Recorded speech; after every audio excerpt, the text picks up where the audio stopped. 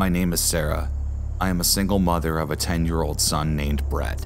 I live in a small town known as Fairmount, Illinois. The entire place is surrounded by farmland and fields, mainly corn. The town's population is only about 700 people. However, that number has been dropping slowly. Only one thing could be responsible for the disappearances. I have lived in this town my whole life, and around this time every year when the corn is fully grown, animals always go missing. Anywhere between people's pets like dogs, cats, and even cattle. Nothing can be explained about where they went. We would finally find them, only they were nothing but bones, picked clean. Normally we wouldn't find them till the harvest time. Our town's officials would just write it off as coyote attacks. This would make sense considering that coyotes were high in population around here in this time of year. However, what doesn't make sense is how the bones are laid out. They are laid out in the shape of the animal that was taken. This year is different. Animals are rarely being taken. I have noticed numerous missing people posters around the town. There are families talking about their friends or loved ones disappearing. Something needed to be explained now. I went to my father's house so Brett could play with his dog, and as my son was playing, I sat in the living room and my father and I talked about the disappearances.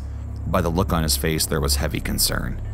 I asked him what was wrong, and he told me to keep myself and my son away from the corn. He told me that there were these things known as corn dugals, that every time the corn is fully grown, they come out of hibernation to feed.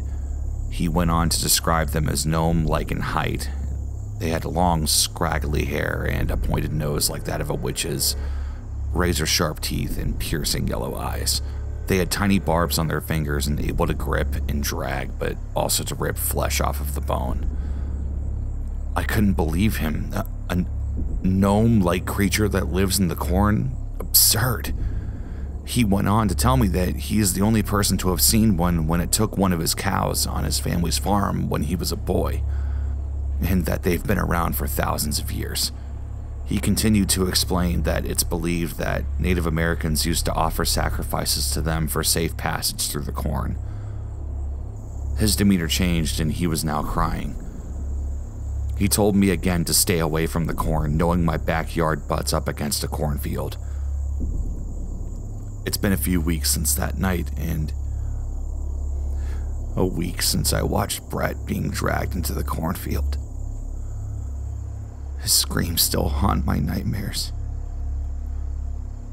I suspect we will find his skeleton after the harvest, among with the others.